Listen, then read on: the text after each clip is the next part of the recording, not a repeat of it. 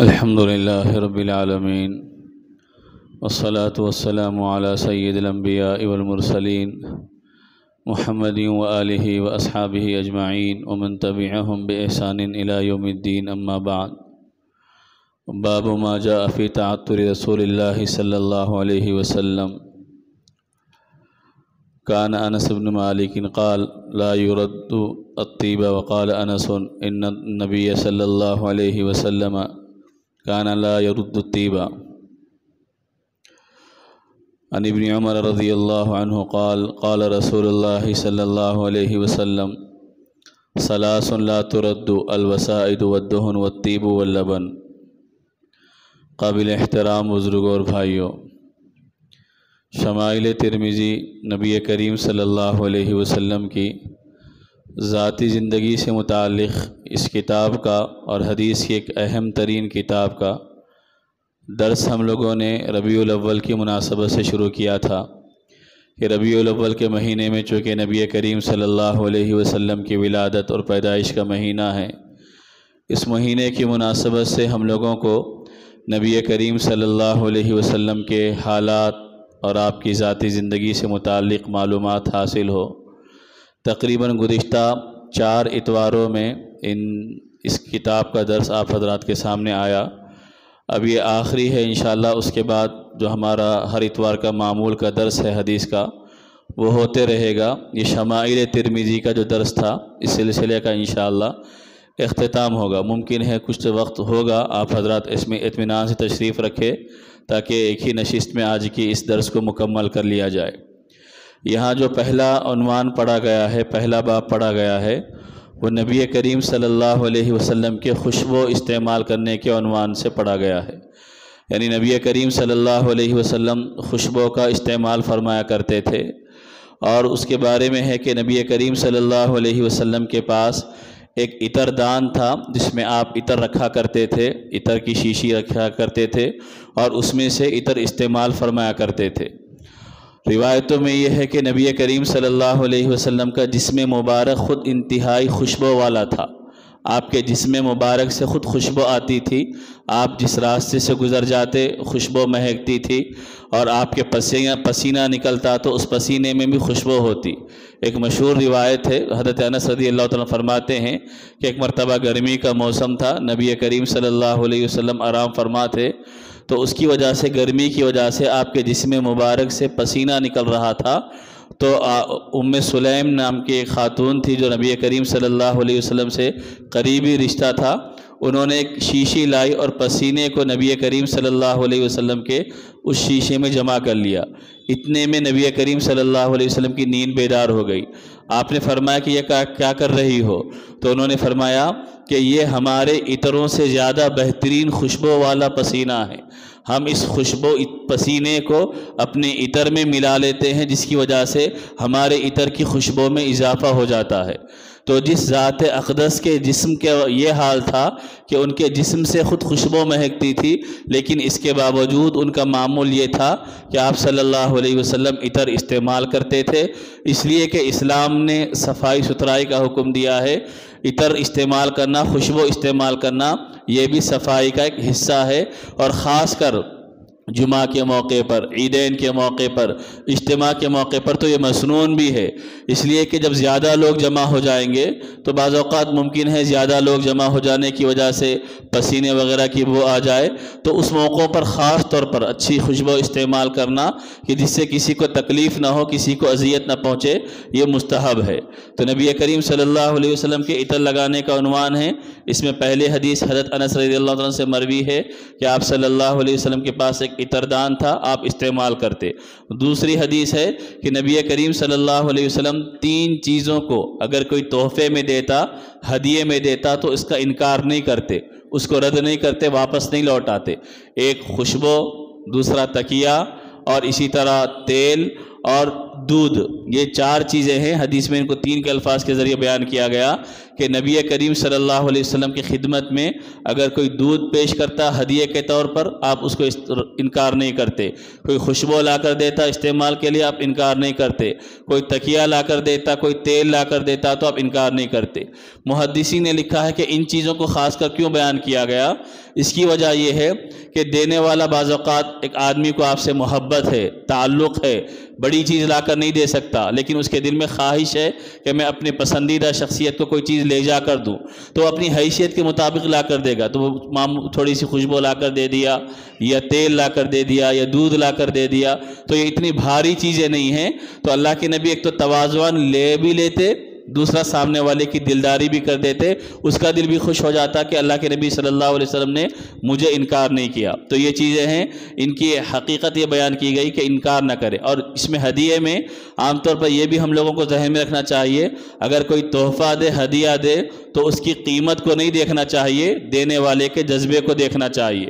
ہم یہ نہ سمجھے کہ بھائی میں اتنا بڑا آدمی ہوں، میں کوئی چھوٹی چیز لا کر دے دیا، یہ میری حیثیت نہیں ہے، میرا مقام نہیں ہے، تو اس کا مطلب یہ ہے کہ آپ نے اس کی حقیقت کو نہیں سمجھا۔ اللہ کے نبی نے فرمایا تحادو تحابو، کہ ہدیہ دیا لیا کرو، اللہ تبارک و تعالیٰ اس سے محبتوں کو بڑھاتا ہے۔ تو آدمی جس کی جو حیثیت ہے اس کو دے گا، اگر لینے والا قبول کر لے، دینے والے کو خوشی بھی ہوگی اور اس کی وجہ سے محبتوں میں اضافہ بھی ہوگا۔ اس کے بعد ہے باب کیف کان کلام رسول اللہ صلی اللہ علیہ وسلم، کہ نبی کریم صلی اللہ علیہ وسلم گفتگو کس طرح فرمایا کرتے تھے۔ اس میں نبی کریم صلی اللہ علیہ وسلم کی گفتگو کا انداز اور طریقے کو بیان کیا گیا ہے۔ چنانچہ حضرت عائشہ صدیقہ رضی اللہ عنہا سے روایت ہے کہ قالت ما کان رسول اللہ صلی اللہ علیہ وسلم یسرد سردکم ھذا ولکنہ کان یتکلم بکلام بین فصل یحفظہ من جلس الیہ، کہ حضرت عائشہ صدیقہ رضی اللہ عنہ فرماتی ہیں کہ نبی کریم صلی اللہ علیہ وسلم تم لوگوں کی طرح لگاتار جلدی جلدی بات نہیں کرتے، بلکہ صاف صاف ہر مضمون کو دوسرے سے ممتاز ہوتا اس انداز میں بات کرتے کہ بازو سامنے بیٹھا ہوا آپ کا کوئی ہو تو آپ کی بات کو ذہن نشین کر لیتا، یعنی ٹھہر ٹھہر کر اطمینان کے ساتھ آپ اپنی بات کو رکھا کرتے تھے۔ اور آگے روایت میں ہے کہ نبی کریم صلی اللہ علیہ وسلم بعض اوقات ایک ایک بات کو 3 مرتبہ دہرایا بھی کرتے تھے۔ ایک مجمع زیادہ ہوتا تو دائیں طرف کے لوگوں کو دیکھ کے 1 مرتبہ دہراتے، سامنے والوں کو دیکھ کر 1 مرتبہ دہراتے، بائیں والوں کو دیکھ کر 1 مرتبہ دہراتے۔ بعض محدثین نے یہ بھی لکھا ہے کہ نبی کریم صلی اللہ علیہ وسلم بعض اوقات جو دہراتے تھے اس کی وجہ یہ تھی کہ ہر آدمی ایک بات کو فوری قبول سمجھ نہیں سکتا۔ بعض کی سطح عقل کی بڑی ہوتی ہے، وہ فوری سمجھ لیتا ہے، بعض کی سطح اوسط ہوتی ہے، وہ دوسری مرتبہ کہے تو سمجھتا ہے، بعض کی سطح کمزور ہوتی ہے، وہ 3 مرتبہ بات اگر کہی جائے تو سمجھتا ہے۔ تو نبی کریم صلی اللہ علیہ وسلم کا یہ معمول تھا کہ اللہ کے نبی صلی اللہ علیہ وسلم گفتگو فرماتے تھے تو بھی ٹھہر ٹھہر کر اطمینان سے کرتے تھے۔ اس میں ہمارے بعض علماء کے واقعات بھی لکھے ہیں۔ دارالعلوم دیوبند کے شیخ الحدیث تھے اور مجاہد آزادی حضرت مولانا حسین احمد مدنی رحمۃ اللہ علیہ، ان کے بارے میں ابھی حال میں ایک بڑے عالم دین نے ایک واقعہ بیان کیا کہ وہ اپنے سبق میں طلباء کو سبق روزانہ دیتے، درس دیتے حدیث کا، بخاری کا، اطمینان سے دیتے تھے۔ ایک مرتبہ انہوں نے طلباء سے فرمایا میں اگر چاہوں تو جلدی جلدی بھی درس دے سکتا ہوں، لیکن یہ اطمینان سے جو میں بات کر رہا ہوں باضابطہ میں نے اس کو سیکھا ہے، اس پر محنت کی ہے، اور وہ اس لیے کی ہے کہ میں نے یہ پڑھا ہے کہ ہمارے نبی صلی اللہ علیہ وسلم اطمینان سے بات کرتے تھے، تو میں نے اپنے لہجے کو بھی اسی انداز میں بنا لیا ہے کہ میں اطمینان سے درس دوں۔ آدمی کو اگر محبت ہو تو ہر چیز اپنانے کی اور اختیار کرنے کی کوشش کرتا ہے۔ اس کے بعد باب ہے باب ما جاء فی ضحک رسول اللہ صلی اللہ علیہ وسلم، نبی کریم صلی اللہ علیہ وسلم کے مسکرانے کے بیان میں۔ اللہ کے نبی صلی اللہ علیہ وسلم مسکراتے بھی تھے اور آپ سے زیادہ حسین و جمیل انسان کوئی تھا بھی نہیں۔ صحابہ فرماتے، بعض صحابہ کہ جن کا یہ معمول تھا کہ جب بھی وہ نبی کو دیکھتے تو نبی کو ہنستا مسکراتا ہوا دیکھتے تھے۔ ایک آپ نے یہ بھی حدیث اس میں سنی ہے کہ نبی کریم صلی اللہ علیہ وسلم کا عام معمول یہ تھا کہ ہمیشہ آپ کے چہرے پر فکر کے آثار رہتے تھے، غم طاری رہتا تھا، لیکن اس کے باوجود لوگوں کی دلداری کے لیے اور لوگوں کو خوش کرنے کے لیے آپ اپنے چہرے پر مسکراہٹ بھی لایا کرتے تھے۔ مسکرانے کی 3 قسمیں ہیں۔ آدمی جو ہنستا ہے 3 طرح کا ہے. ایک ہے ضحک، پہلا ہے تبسم جس میں صرف آدمی کے دانت دکھتے ہیں، آواز نہیں نکلتی.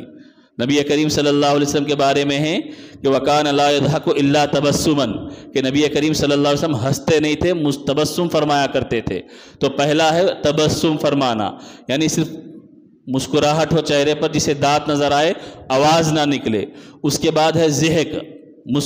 ضحک کے معنی ہے ایسا ہنسنا جس میں دانت بھی دکھے اور آواز زور سے نہ نکلے، خود اپنے آپ کو سنائی دے. تیسرا ہے قہقہا، یعنی ایسا زور سے ہنسنا کہ آپ کے دانت نظر آنے لگ جائے اور زور سے آواز منہ سے نکل جائے، اس کو قہقہا کہتے ہیں. نبی کریم صلی اللہ علیہ وسلم قہقہا نہیں فرماتے، تبسم فرماتے، ضحک فرماتے، یعنی مسکراہٹ ہوتی اور اس کے بعد آپ کے چہرے پر ضحک ہوتا. وہ اثرات اللہ کے نبی صلی اللہ علیہ وسلم کے ظاہر ہوتے. چنانچہ پہلی روایت ہے حضرت جابر بن سمرہ رضی اللہ عنہ سے، کان فی ساقی رسول اللہ صلی اللہ علیہ وسلم حموشۃ وکان لا يضحك الا تبسما فكنت اذا نظرت الیہ قلت احلن عینین وليس باحکلین، کہ حضرت جابر رضی اللہ عنہ فرماتے ہیں کہ نبی کریم صلی اللہ علیہ وسلم کی پنڈلیاں کسی قدر باریک تھی اور آپ کا ہنسنا صرف تبسم ہوتا تھا. میں جب حضور صلی اللہ علیہ وسلم کی زیارت کرتا تو دل میں سوچتا تھا کہ آپ سرما لگائے ہوئے ہیں، حالانکہ آپ سرما لگائے ہوئے نہیں ہوتے. اللہ تبارک و تعالیٰ نے آپ کی آنکھیں خود اس قدر خوبصورت بنائی تھی کہ وہ ہمیشہ سرمگی آنکھیں ہوتی. اس کے بعد نبی کریم صلی اللہ علیہ وسلم کے مسکراہٹ کے اور ہنسنے کے بعد واقعات کو بھی ذکر کیا گیا.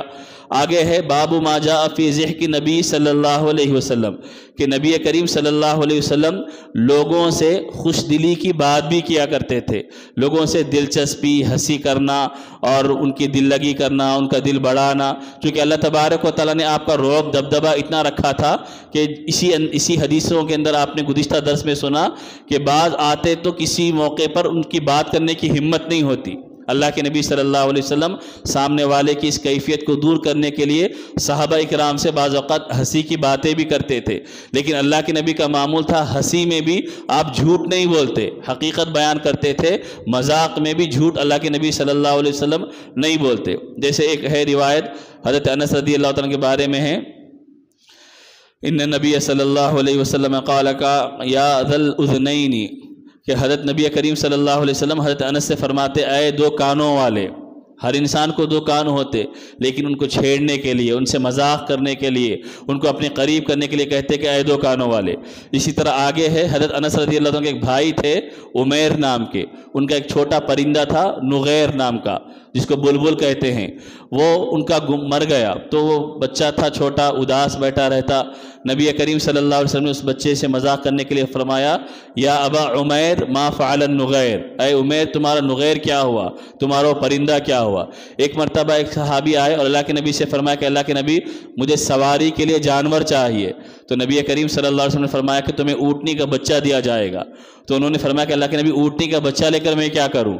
تو اللہ کے نبی نے فرمایا کہ ہر اونٹنی کا بچہ ہی ہوتا ہے. اونٹ پیدا ہوتا ہے تو وہ اونٹنی کے بچے، اونٹنی سے ہی تو پیدا ہوتا ہے. تو اللہ کے نبی نے فرمایا کہ تمہیں اونٹنی کا بچہ دیا جائے گا. اس کا مطلب یہ تھا کہ ان کو مذاق بھی اللہ کے نبی نے فرمایا اور وہ حقیقت بھی تھی. ایک مرتبہ ایک عورت آئی اور آ کے کہنے لگی کہ اللہ کے نبی دعا کیجئے کہ میں بوڑھی عورت تھی، میرے لیے دعا کیجئے کہ میں جنت میں داخل ہو جاؤں.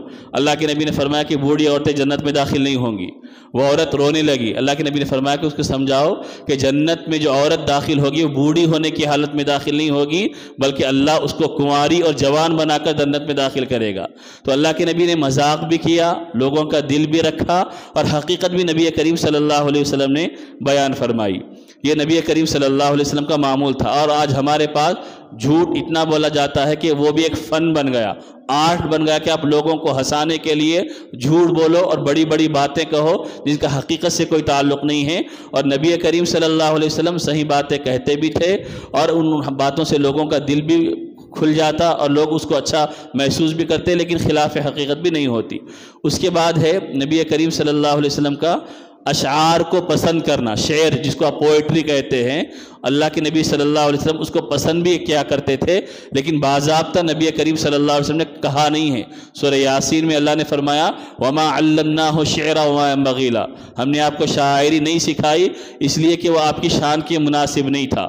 اور سورہ شعراء میں اللہ نے فرمایا وَالشُّعَرَاءُ يَتَّبِعُهُمُ الْغَاوُونَ کہ شعراء جو ہے اکثر وہ غیر ضروری ادھر ادھر کی باتیں کرتے ہیں، تو نبی کی شان کے مناسب نہیں تھا، اس وجہ سے نبی کریم صلی اللہ علیہ وسلم نے باضابطہ کہا نہیں ہے، لیکن بعض اچھے اشعار کو نبی کریم صلی اللہ علیہ وسلم نے پسند فرمایا ہے۔ تو بہرحال اس کو آپ اتنا ذہن میں رکھیں، اچھے شعر ہو جس میں اللہ کی وحدانیت ہو، تعریف ہو، وہ نبی کریم صلی اللہ علیہ وسلم کو پسند تھے۔ بعض اوقات آپ ان اشعار کو گنگنایا بھی کرتے تھے۔ غزوہ خندق کے موقع پر جب صحابہ کرام کھود رہے تھے، صحابہ بھی پڑھ رہے تھے اور نبی کریم صلی اللہ علیہ وسلم بھی اس کے حوصلہ افزائی فرما رہے تھے۔ اس کے بعد ہے باب ما جاء فی صفت نوم رسول اللہ صلی اللہ علیہ وسلم کہ نبی کریم صلی اللہ علیہ وسلم کے سونے کے طریقے کے بیان میں کہ آپ صلی اللہ علیہ وسلم کے سونے کا انداز کیسے ہوتا تھا۔ حدیث ہے حضرت حذیفہ رضی اللہ عنہ سے منقول اذا آوى الى فراشہ قال اللہم بسمک اموت واحیا وَإِذَا اسْتَيْقَظَ قَالَ الْحَمْدُ لِلَّهِ الَّذِي أَحْيَانَا بَعْدَمَا أَمَاتَنَا وَإِلَيْهِ النُّشُورُ کہ نبی کریم صلی اللہ علیہ وسلم جب بستر پر سونے کے لیے جاتے تو اپنا دایاں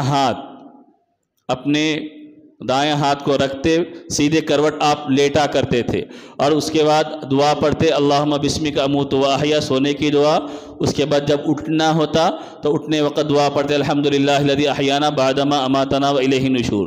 اور بعض روایتوں میں ہے کہ حضرت عائشہ نے فرمایا کہ آپ جب سونے کے لیے بستر پر جاتے اپنے ہاتھوں کو اس طرح کرتے، 3 مرتبہ قل پڑھتے، قل اعوذ برب الفلق، قل اعوذ برب الناس اور سورہ اخلاص، ان ہاتھوں پر پھونک لیتے، اس کے بعد اپنے سر سے پھیرنا شروع کرتے، پورے جسم پر اپنے ہاتھوں کو پھیر لیتے۔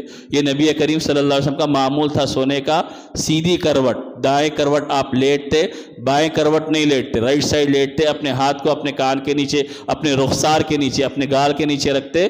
اس کی بھی بہت ساری وجوہات علماء نے، ماہرین نے لکھی ہے کہ رائٹ سائڈ سونے کی وجہ سے آدمی کی نیند زیادہ پکی نہیں ہوتی اور وہ جلد بیدار بھی ہو سکتا ہے۔ لیفٹ سائڈ چونکہ دل ہوتا ہے، اس طرف سوئیں گے تو دل پر وزن بھی پڑے گا اور مشکلات، بیماریوں کے مسائل بھی ہوں گے۔ اللہ کے نبی کا ہر عمل انسانوں کے لیے دنیاوی اعتبار سے بھی، دینی اعتبار سے بھی فائدے کا ہے۔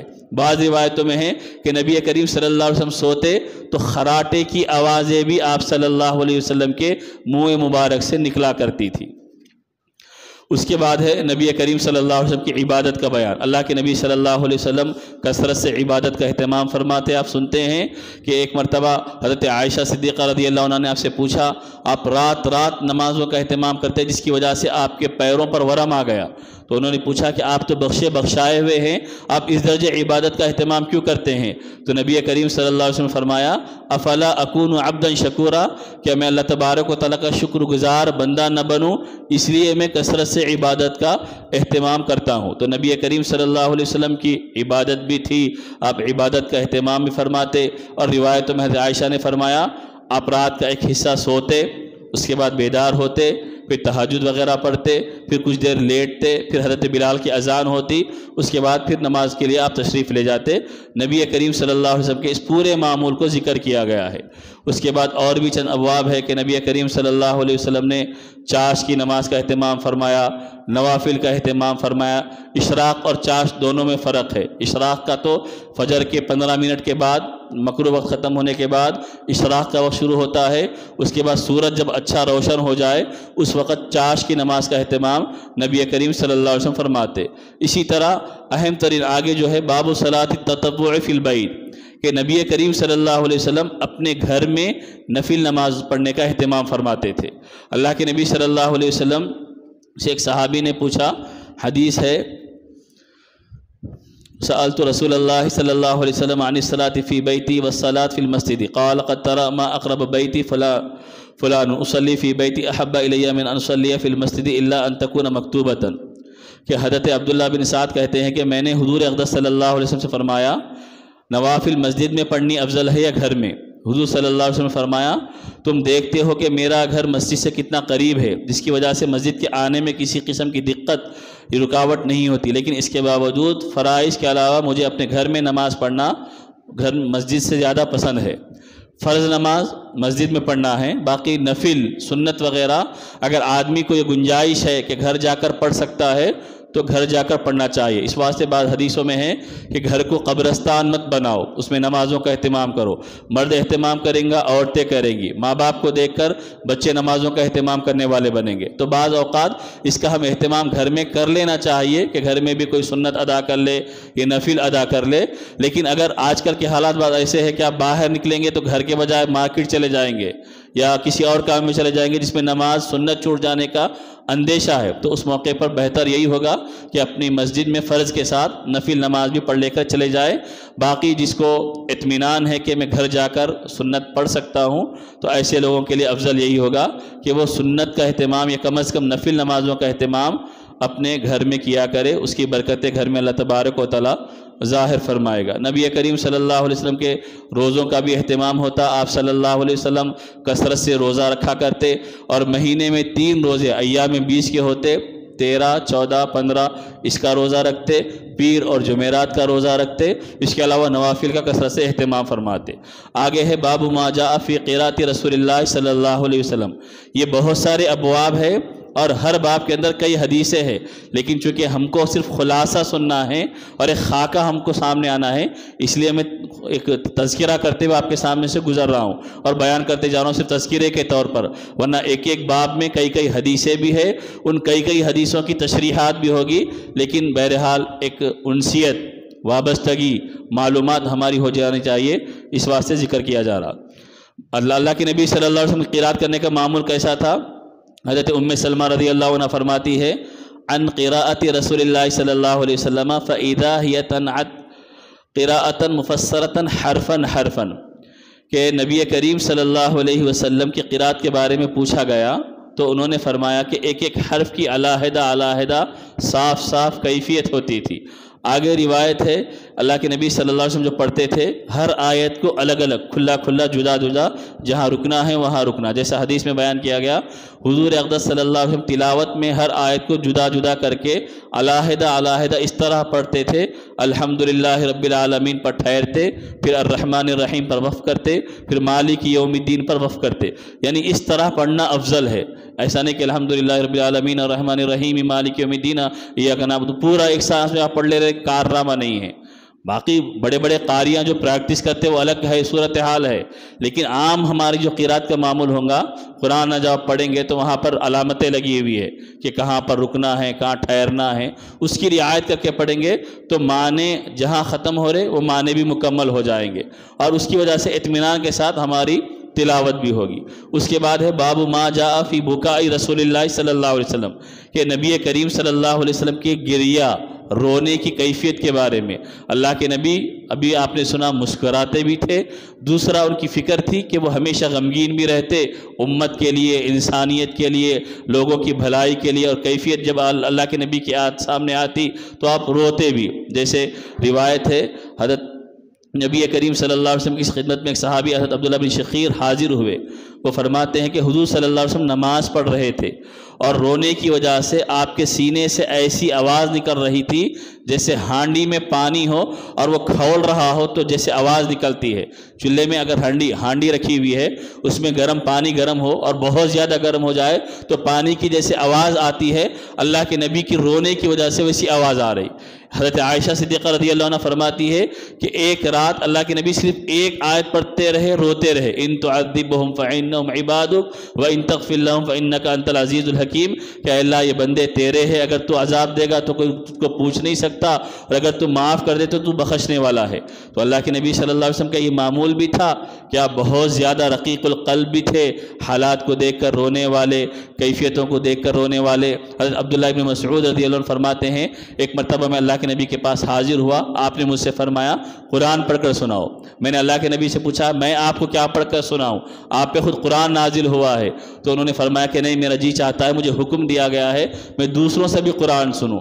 وہ فرماتے ہیں کہ میں نے قرآن کریم پڑھنا شروع کیا سورہ نساء میں، جب ایک آیت پر پہنچا تو اللہ کے نبی کو دیکھا آپ کے آنکھوں سے آنسو جاری ہے۔ تو اللہ کے نبی صلی اللہ علیہ وسلم خوف اور خشیت میں رونے والے اور امت کو بھی تعلیم دی۔ اس کے بعد ہے باب ما جاء فراش رسول اللہ صلی اللہ علیہ وسلم کہ اللہ کے نبی کا بستر مبارک کیسا تھا۔ چمڑے کی کھال سے آپ کا بستر بنایا جاتا، اس میں کھجور کے ذریعے گویا کہ گدا بنا دیا جاتا ہلکا سا۔ اللہ کے نبی صلی اللہ علیہ وسلم اپنی پوری زندگی اسی سادگی کے ساتھ رہے اور ایسے ہی بستر کو استعمال فرمایا۔ حضرت عائشہ صدیقہ رضی اللہ عنہ فرماتی ہیں کہ حضور صلی اللہ علیہ وسلم کے سونے اور آرام فرمانے کا بستر چمڑے کا ہوتا، جس میں کھجور کے درخت کی چھال بھری ہوئی ہوتی۔ اللہ کے نبی پوری زندگی، جبکہ اللہ کے نبی کے لیے بعض صحابہ نے بہترین بستر کا انتظام فرمایا تھا، لیکن اللہ کے نبی صلی اللہ علیہ وسلم نے پسند نہیں فرمایا، سادگی کی آپ نے زندگی گزار کر انسانوں کو بتایا۔ باب ما جاء فی تواضع رسول اللہ صلی اللہ علیہ وسلم، اللہ کے نبی صلی اللہ علیہ وسلم کی تواضع عاجزی کے بیان میں اللہ کے نبی صلی اللہ علیہ وسلم نے فرمایا، حضرت عمر رضی اللہ عنہ سے مروی روایت ہے کہ حضرت عمر فرماتے ہیں کہ حضور صلی اللہ علیہ وسلم نے ارشاد فرمایا، میری ایسی تعریف مبالغہ آمیز حد سے نہ کرو کہ جیسے نصارہ نے، عیسائیوں نے حضرت عیسیٰ کی تعریف میں مبالغہ کیا کہ ان کو اللہ کا بیٹا بنا دیا۔ میں اللہ کا بندہ ہوں، اس لیے مجھے اللہ کا بندہ اور اس کا رسول رکھو۔ اس کے علاوہ بے شمار حدیثیں ہیں اللہ کے نبی صلی اللہ علیہ وسلم کی سادگی اور تواضع کے عنوان میں، یہ حدیث ہے اللہ کے نبی صلی اللہ علیہ وسلم کی زندگی۔ اس کے بعد ہے باب ما جاء فی خلق رسول اللہ صلی اللہ علیہ وسلم، اللہ کے نبی کے اخلاق کے بارے میں، بے مثال اخلاق کہ آپ صلی اللہ علیہ وسلم کے جیسے اخلاق والا دنیا میں کوئی اور نہیں آیا۔ ان ساری حدیثوں میں ایک حدیث آپ ذہن میں رکھے، حضرت انس رضی اللہ تعالیٰ جو اللہ کے نبی کے خادم خاص تھے، وہ فرماتے ہیں کہ میں 10 سال حضور اقدس صلی اللہ علیہ وسلم کی خدمت میں رہا، مجھے کبھی کسی بات پر حضور نے اف تک نہیں فرمایا، نہ یہ فرمایا کہ یہ کام کیوں نہیں کیا اور یہ کیوں کیا۔ اللہ کے نبی صلی اللہ علیہ وسلم نے کبھی ایسا نہیں فرمایا۔ حضور اقدس صلی اللہ علیہ وسلم اخلاق میں دنیا سے سب سے بہتر تھے۔ میں نے کبھی کوئی ریشمی کپڑا یا خالص ریشم یا کوئی اور نرم چیز ایسی نہیں چھوئی جو حضور کی ہتھیلی سے زیادہ نرم تھی، یعنی حضور کی ہتھیلی انتہائی نرم مبارک ہتھیلی اللہ تبارک و تعالیٰ رکھی تھی۔ اس کے بعد فرماتے ہیں میں نے کبھی کسی قسم کا مشک یا کوئی عطر حضور کے پسینے کی خوشبو سے زیادہ خوشبودار نہیں سونگا۔ اس میں بتانا یہی تھا کہ اللہ کے نبی صلی اللہ علیہ وسلم کے اخلاق سب سے بہترین اخلاق۔ 10 سال وہ اللہ کے نبی کی خدمت میں رہے، لیکن اللہ کے نبی نے کبھی ان کو اف تک نہیں کہا۔ کتنی مرتبہ کام کرنے کا حکم دیا تھا، بچے تھے نہیں کیے، اللہ کے نبی نے نہیں پوچھا کہ تم نے یہ کیوں نہیں کیا۔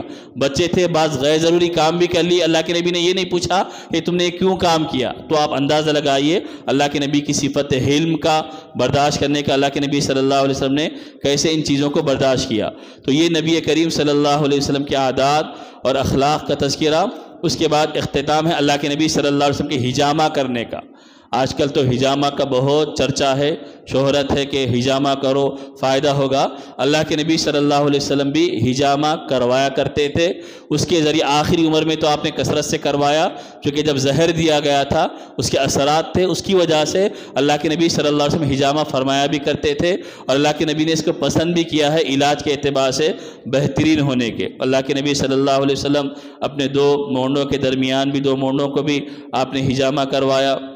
اس کے علاوہ نبی کریم صلی اللہ علیہ وسلم کا جو معمول تھا کہ 17 تاریخ کو چاند کی، یا 19 تاریخ کو، یا 21 تاریخ کو، 17، 19، 21 ان 3 تاریخوں میں آپ حجامہ فرمایا کرتے تھے۔ اس کے بعد ہے اللہ کے نبی صلی اللہ علیہ وسلم کے مختلف عنوانات کے ناموں کے بارے میں کہ اللہ کے نبی صلی اللہ علیہ وسلم کے بہت سارے نام تھے، اللہ تبارک و تعالیٰ نے ان ناموں کے ساتھ آپ کے اندر ان صفات کو بھی رکھا تھا۔ اس کے بعد نبی کریم صلی اللہ علیہ وسلم کی عمر مبارک، اب 3 باب آخر میں ہمارے رہ گئے، انشاءاللہ مکمل ہو جائے گا۔ باب ما جاء فی سن رسول اللہ صلی اللہ علیہ وسلم، حضور اقدس صلی اللہ علیہ وسلم کی عمر مبارک کے بارے میں۔ عن ابن عباس مکث النبی صلی اللہ علیہ وسلم بمکۃ 13 سنة یحیی الیہ وبالمدینۃ 10 وتوفی وهو ابن 63۔ حضرت ابن عباس رضی اللہ تعالیٰ عنہ فرماتے ہیں کہ نبی کریم صلی اللہ علیہ وسلم کی عمر مبارک 63 سال تھی۔ 40 سال کی عمر میں نبی بنائے گئے، 13 سال مکے میں رہے، 53 سال، 10 سال مدینے میں رہے، 63 سال۔ اس کے بعد آپ صلی اللہ علیہ وسلم کی وفات ہوئی۔ وفات کا واقعہ بھی بڑا وہ ہے کہ جن کا تذکرہ ہم نے اب تک سنا، اس مرحلے پہ ہم پہنچے کہ اب وہ دنیا سے تشریف لے جانے والے ہیں۔ ان کے حلیے مبارک سے ہم نے تذکرہ شروع کیا کہ دنیا کی کائنات کی سب سے بہترین حسین ترین جمیل شخصیت اب دنیا سے تشریف لے جانے والی ہے۔ اللہ کے نبی صلی اللہ علیہ وسلم کا آخری جو وقت تھا، حضرت انس رضی اللہ عنہ فرماتے ہیں کہ مجھے جس وقت حضور صلی اللہ علیہ وسلم کا آخری دیدار نصیب ہوا وہ وقت تھا جب حضور اکرم صلی اللہ علیہ وسلم مرض الوفات میں دوشنبے یعنی پیر کے روز صبح کی نماز سے وقت دولت کا دے کر پردہ اٹھایا، امتیوں کی نماز کا آخری معائنہ فرمایا۔ اس وقت آپ کا چہرے مبارک صفائی اور انوار اور چمک میں گویا قرآن شریف کا ایک پاک صاف ورق تھا۔ لوگ اس وقت صدیق اکبر کے اقتداء میں نماز صبح کی ادا کر رہے تھے۔ صحابہ نے آپ کو دیکھ کر پیچھے ہٹنا چاہا، اللہ کے نبی نے ان کو وہیں پر ٹھہرایا اور صدیق اکبر کی نماز کے اقتداء میں نماز پڑھنے کا حکم دیا۔ وہ آخری وقت تھا جب حضرت انس فرماتے ہیں کہ میں نے اللہ کے نبی صلی اللہ علیہ وسلم کا دیدار کیا، اس کے بعد اسی دن نبی کریم صلی اللہ علیہ وسلم دنیا سے پردہ فرما گئے۔ اس سلسلے میں بھی طویل حدیثیں ہیں کہ اللہ کے نبی صلی اللہ علیہ وسلم کا انتقال ہوا ربیع الاول کے مہینے میں، مشہور تاریخ 12 ربیع الاول ہے، بعض دوسری تاریخ بھی ذکر کی، پیر کا دن چاش کا اشراق کا وقت تھا، اس وقت نبی کریم صلی اللہ علیہ وسلم دنیا سے پردہ فرما گئے۔ آخری وقت جو حدیثیں ہے حضرت عائشہ صدیقہ رضی اللہ عنہ فرماتی ہے سر کا درد آپ کو شروع ہوا اور وہ سر کا درد تقریباً 14 دن تک آپ صلی اللہ علیہ وسلم کا رہا، اور یہ درد شروع ہوا تھا زہر کی وجہ سے جو ایک یہودی عورت نے اللہ کے نبی کو دی تھی۔ وہ جو گوشت کے عنوان میں وہ قصہ ہمارے سامنے آیا کہ اس نے گوشت میں اللہ کے نبی کو زہر دے کر دینا چاہا، لیکن وہ گوشت کی بوٹی خود اللہ کے نبی کو بتا دی کہ آپ اس کو استعمال نہ کرے، اس میں زہر دیا گیا ہے۔ تو بہرحال اس کا اثر اللہ کے نبی صلی اللہ علیہ وسلم کی زندگی میں رہا اور اللہ کے نبی صلی اللہ علیہ وسلم کیفیت محسوس کیا کرتے تھے۔ جب یہ ایام شروع ہوئے اللہ کے نبی صلی اللہ علیہ وسلم کی بیماری کے، تو حضرت عائشہ صدیقہ رضی اللہ عنہ کے پاس آپ رہنے لگے۔ حضرت عائشہ فرماتی ہے کہ اللہ کے نبی میرے پاس تھے، غشی آپ کے اوپر طاری ہو جاتی، جیسے ہی غشی کا وقت ختم ہوتا بیداری ہوتی، اللہ کے نبی پوچھتے کہ نماز کا وقت ہوا کیا؟ صحابہ فرماتے ہاں نماز کا وقت ہو گیا، تو اللہ کے نبی فرماتے بلال کو کہو اذان کہے، جماعت کا انتظام کرو۔ پھر غشی طاری ہو جاتی، پھر ہوش آتا، ہر وقت نماز کا ہی پوچھتے رہے۔ اور اس حالت میں اللہ کے نبی صلی اللہ علیہ وسلم نے آخر میں حضرت عائشہ فرماتی ہے کہ میں نے آپ کو وضو کروایا، آپ نے پردہ ہٹا کر دیکھا اور آپ کے چہرے پر ایک اطمینان کی کیفیت طاری ہوئی کہ میری امت ابو بکر کی اقتداء میں نماز پڑھ رہی ہے۔ اس کے بعد نبی کریم صلی اللہ علیہ وسلم کا انتقال ہوا، سیدنا صدیق اکبر آئے، آپ کی پیشانی پہ بوسہ دیا۔ صحابہ کے لیے یہ کیفیت اتنی زیادہ غمناک تھی کہ کوئی صحابی، حضرت عثمان بالکل سکتے کی حالت میں ہیں، حضرت عمر رضی اللہ عنہ جیسے انتہائی جلیل القدر صحابی، ہر چیز میں سخت رویہ رکھنے والے، وہ تلوار لے کر کھڑے ہو گئے کہ اگر کوئی یہ کہے گا کہ اللہ کے نبی کا انتقال ہو گیا میں گردن اڑا دوں گا۔ ایک حضرت ابو بکر رضی اللہ عنہ پورے معاملے کی حساسیت کو اور نزاکت کو سمجھے ہوئے تھے، وہ فوری آئے، صحابہ کو جمع کیا، ان کو اطمینان دلایا، قرآن کریم کی آیتیں پڑھ کر بتائی، اور یہ اللہ کے نبی صلی اللہ علیہ وسلم دنیا میں تشریف لے جانے کے بارے میں جو روایتیں تھیں ان کو تلاوت کر کے سنایا، تب جا کر ان کو اطمینان ہوا۔ اس کے بعد اللہ کے نبی صلی اللہ علیہ وسلم کے خاندان کے لوگوں نے آپ کی تجویز و تکفین کا انتظام کیا۔ حضرت ابو بکر اور حضرت عمر رضی اللہ عنہ لوگوں کو جمع کرنے اور خلافت کا معاملہ تھا، اس کام کو انجام دینے میں لگے رہے۔ اللہ کے نبی صلی اللہ علیہ وسلم کے کفن دینے کے بعد صحابہ نے پوچھا کہ تدفین کہاں ہوگی؟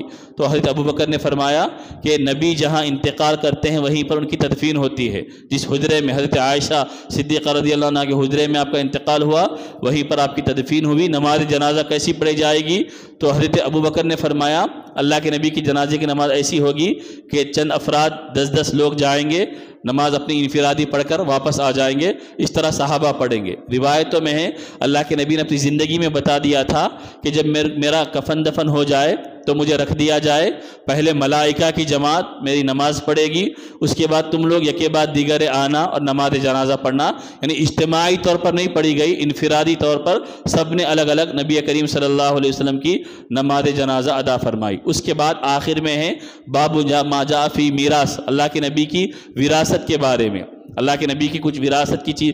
ویسے تو اللہ کے نبی نے پوری زندگی سادگی کی گزاری، کچھ تھا نہیں، جو کچھ تھا وہ چند یہ چیزیں تھیں کہ اللہ کے نبی صلی اللہ علیہ وسلم کے 2 غلام، خچر وہ جانور، گھوڑا اور گدھے کا جو وہ خچر جانور تھا، اور قرآن کریم چند چیزیں تھیں اور ایک زمین تھی۔ حضرت فاطمہ رضی اللہ عنہ حضرت ابو بکر صدیق رضی اللہ عنہ کے پاس آئی اور آ کر پوچھنے لگی اگر آپ انتقال کر جائیں تو آپ کی جائیداد کے وارث کون ہوں گے؟ تو حضرت ابوبکر نے فرمایا کہ میری اولاد ہوگی، تو پھر میرے نبی کی وراثت کے مالک میں نہیں ہوں گی کیا؟ تو حضرت ابوبکر نے فرمایا کہ میں نے نبی سے سنا ہے کہ نبی کی اولاد، نبی کے گھر والے ان کی مال کے وارث نہیں ہوں گے، نبی کسی کو وارث نہیں بناتے، نبی کی چھوڑی ہوئی چیزیں وہ انسان امت کے لیے صدقہ ہو جاتی ہے، ہدیہ ہو جاتی ہے۔ تو حضرت فاطمہ رضی اللہ عنہ وہاں سے چلے گئی، اللہ کے نبی صلی اللہ علیہ وسلم کی وہ چند چیزیں تھیں جو اللہ کے نبی صلی اللہ علیہ وسلم نے چھوڑی تھی۔ اس کے بعد آخر میں ایک عنوان ہے اللہ کے نبی کے خواب میں آنے کا، باب ما جاء فی رؤیت رسول اللہ صلی اللہ علیہ وسلم، کہ اللہ کے نبی اگر کسی کو خواب میں نظر آئیں تو وہ اللہ کے نبی ہی ہوں گے، کوئی اور نہیں ہوگا۔ اللہ کے نبی نے فرمایا شیطان میری طرح حلیہ نہیں بنا سکتا ہے۔ اگر کسی کو ایک خواب پڑے کہ خواب میں مجھے نبی پاک صلی اللہ علیہ وسلم کی زیارت ہوئی ہے تو وہ گویا کہ اللہ کے نبی ہی کی زیارت ہوگی، حسین و جمیل دکھیں گے تو علماء نے فرمایا ہے اس کی سعادت کی بات ہے۔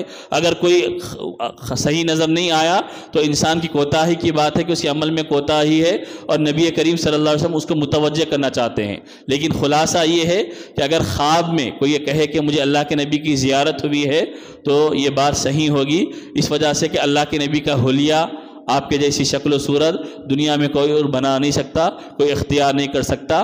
یہاں تک حدیثوں کا جو عنوان تھا امام ترمذی رحمۃ اللہ علیہ نے ختم فرمایا۔ امام ترمذی رحمۃ اللہ علیہ نے ختم کرتے ہوئے ایک چیز آخر میں نقل کی ہے ابن سیرین رحمۃ اللہ علیہ سے۔ ابن سیرین بڑے تابعی تھے، ان کا ایک قول نقل کیا ہے، بعض حدیثیں بھی اس طرح کی منقول ہے، وہ یہ ہے کہ ھذا الحدیث دین فانظروا عمن تاخذوا دینکم، یہ جو تم نے حدیثیں سنی ہیں یہ اللہ کے نبی صلی اللہ علیہ وسلم کی حدیث ہے، یہ تمہارا دین ہے، لہٰذا تم اس سلسلے میں غور و فکر کرو کہ تم اپنا دین کن لوگوں سے حاصل کر رہے ہو۔ یعنی دین سیکھنا ان لوگوں سے چاہیے جو دین کے ماہر ہے، جو دین کے ماہر نہیں ہے ان سے دین نہیں سیکھنا چاہیے، انسان کو نقصان ہوگا۔ دنیا میں ہر چیز انسان اس چیز کے ماہر سے جاننے کی کوشش کرتا ہے، تو قرآن و سنت کا علم بھی اس چیز کے ماہر سے جاننا چاہیے جو صحیح آپ کی رہنمائی کر سکتا ہے۔ تو بہرحال یہ شمائل ترمذی جو حدیث کی بڑی مشہور ترین کتاب ہے، امام ترمذی رحمۃ اللہ علیہ جس کو نقل کیا، اللہ تبارک و تعالیٰ نے اس کو بہت زیادہ مقبولیت عطا فرمائی۔ اس میں 400 حدیثیں امام ترمذی رحمۃ اللہ علیہ نے نقل کی ہے، تقریباً 56 ابواب کے اندر۔ وہ ساری حدیثیں ہمارے سامنے ایک سرسری طور پر گزری ہے، اور اس کا مقصود یہی تھا کہ ربیع الاول کا جو مہینہ آتا ہے اس میں ہم اپنے نبی پاک صلی اللہ علیہ وسلم کی ذاتی زندگی سے واقف ہو سکے۔ آپ کے سامنے بہت ساری چیزیں، آپ کا کھانا، آپ کا پینا، آپ کا اوڑھنا، آپ کا بولنا، آپ کا چلنا، آپ کا زندگی گزارنا، وہ ساری چیزوں کا ایک مختصر خاکہ ذکر کیا گیا ہے۔ آپ کے اندر شوق ہے، جستجو ہے، جذبہ ہے، آپ پڑھ بھی سکتے ہیں، مزید تلاش کر سکتے ہیں، تاکہ ہم کو اپنے نبی کی ذاتی زندگی کے بارے میں علم ہونا چاہیے۔ دعا کیجیے اللہ تبارک و تعالیٰ کو یہ جو ٹوٹے پھوٹے انداز میں کوشش کر کے آپ کے سامنے اس حلیہ مبارکہ کو، شمائل کو پیش کرنے کی کوشش کی گئی، اللہ اس کو قبول فرمائے۔ اللہ نے اگر موقع دیا آئندہ زندگی میں تو انشاءاللہ آئندہ ربیع الاول میں ہم نبی کی ذات سے متعلق کسی اور حدیث کے عنوان کو منتخب کر کے آپ کے سامنے پیش کریں گے۔ باقی آئندہ اتواروں سے جو ہمارا معمول ہوگا حدیث کے درس کا، وہ عام معمول کے مطابق حدیث کا جو ریاض الصالحین کا درس ہو رہا ہے وہ درس 15 سے 20 منٹ کا ہوگا، اسی ترتیب کے مطابق انشاءاللہ مکمل ہوتے رہے گا۔ اللہ آپ حضرات کے بیٹھنے کو اور ہمیشہ جمع ہونے کو بھی قبول فرمائے۔ الحمدللہ رب العالمین، اللہم صلی علی سیدنا محمد وعلی آل سیدنا محمد وبارک وسلم۔ ربنا آتنا فی الدنیا حسنۃ وفی الآخرۃ حسنۃ وقنا عذاب النار۔ کریم اللہ، ہم گناہ گار، خطا کار، سیاہ کار بندے ہیں، پیارے اللہ آپ کی توفیق سے، آپ کے فضل سے، آپ کے کرم سے اللہ ہم نے اپنے نبی کے شمائل کا تذکرہ اے اللہ بے ربط صحیح، اے اللہ ٹوٹے پھوٹے انداز میں صحیح لیکن کرنے کی کوشش کی تھی۔ اللہ اے اللہ صحیح معنی میں اللہ اس کو قبول فرما دیجئے، اس میں جو کوتاہیاں ہوئی، کمیاں ہوئی، اللہ معاف فرما دیجئے۔ اے اللہ ہمارے اندر اتنی سکت نہیں ہے کہ ہم نبی کی صحیح اے اللہ تمام تر صفات کو اے اللہ جیسا حق ہے ویسا حق ادا کرنے والے بنے بیان کرنے کا۔ اے اللہ ہم نے اپنے معمولی الفاظ میں اپنے نبی کے حلیے کو بیان کرنے کی کوشش کی، اے اللہ اس کوشش کو قبول فرما دیجئے۔ اللہ اس کوشش کو ہمارے نبی کی شفاعت کا ذریعہ ذریعہ بنا دیجئے، سننے والوں کو بھی قبول فرما دیجئے، کہنے والے کو بھی قبول فرما دیجئے، اور ہمارے ظاہر کو باطن کو نبی پاک صلی اللہ علیہ وسلم کی جیسا بنا دیجئے۔ اللہ اس تذکرے کی برکت سے سارے عالم کے مسلمانوں کے حالات کو بہتر فرما دیجئے، بالخصوص فلسطین کے مسلمانوں کی مدد فرما دیجئے، اقصیٰ کی حفاظت فرما دیجئے، حرمین شریفین کی حفاظت فرما دیجئے، سارے عالم میں امن و امان قائم فرما دیجئے، مظلوموں کی مدد فرما دیجئے، بے یار و مددگار انسانوں کی حمایت فرما دیجئے، ظالموں کے ظلم کا خاتمہ فرما دیجئے، امن و امان قائم فرما دیجئے۔ پیارے اللہ، جب تک زندہ ہے ایمان پہ قائم رکھیے، جب ہمارا آخر وقت ہو ایمان والی موت نصیب فرما دیجئے، عافیت والی زندگی نصیب فرما دیجئے۔ ہم تمام جتنے یہاں پر بیٹھے ہیں پیارے اللہ، ہمارا نام لے کر ہمارے حضور نبی کریم سیدنا محمد رسول اللہ صلی اللہ علیہ وسلم کے خدمت میں درود و سلام کا نذرانہ پیش فرما دیجئے۔ اللہم صلی علی سیدنا محمد وعلی آل سیدنا محمد وبارک وسلم۔ اللہم صلی علی سیدنا محمد وعلی آل سیدنا محمد وبارک وسلم۔ اللہم صلی علی سیدنا محمد وعلی آل سیدنا محمد وبارک وسلم برحمتک یا ارحم الراحمین، والحمد للہ رب العالمین۔